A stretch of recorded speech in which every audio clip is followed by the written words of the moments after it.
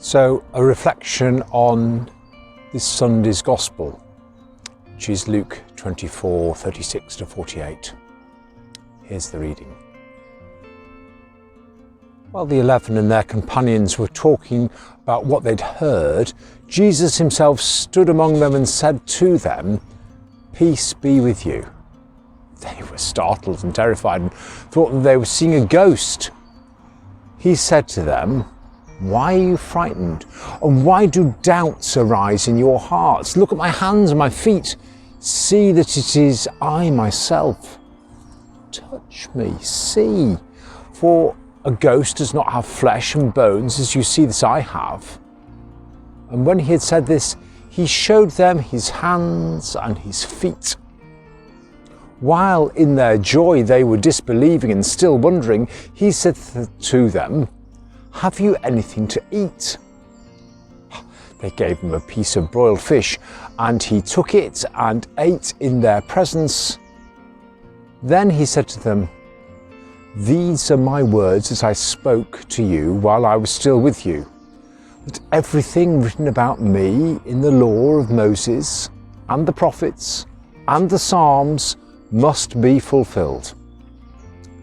Then he opened their minds to understand the scriptures, and he said to them, "Thus it is written, that the Messiah is to suffer and to rise from the dead on the third day, and that repentance and forgiveness of sins is to be proclaimed in his name to all nations, beginning from Jerusalem.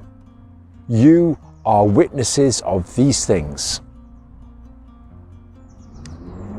Broiled. Definition: food cooked under a very hot surface in a cooker.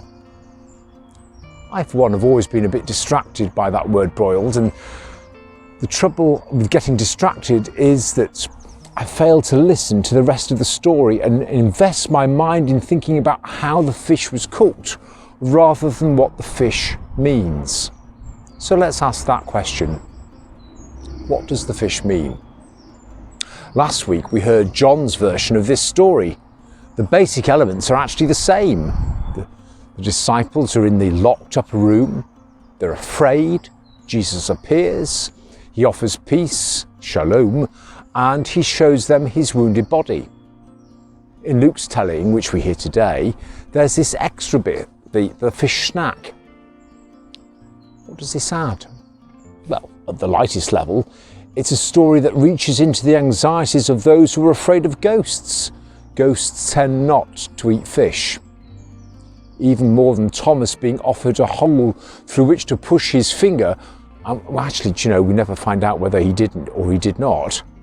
Jesus eating fish is driving home the physical reality of the risen Lord. I eat, therefore I am. When Eastern people meet, the culture expects a sharing of food.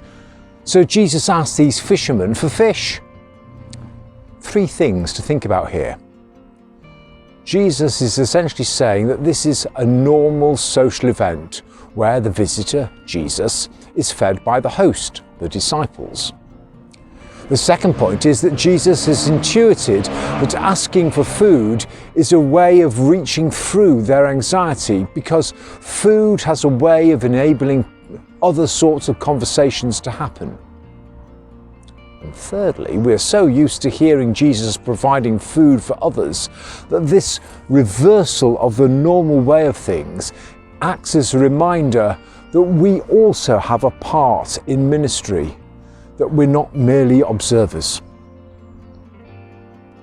Broiled fish. Don't be distracted about the method of cooking. Instead, think about how Jesus is present when we share food, and how Jesus speaks to us and speaks into the very specific anxieties that we have.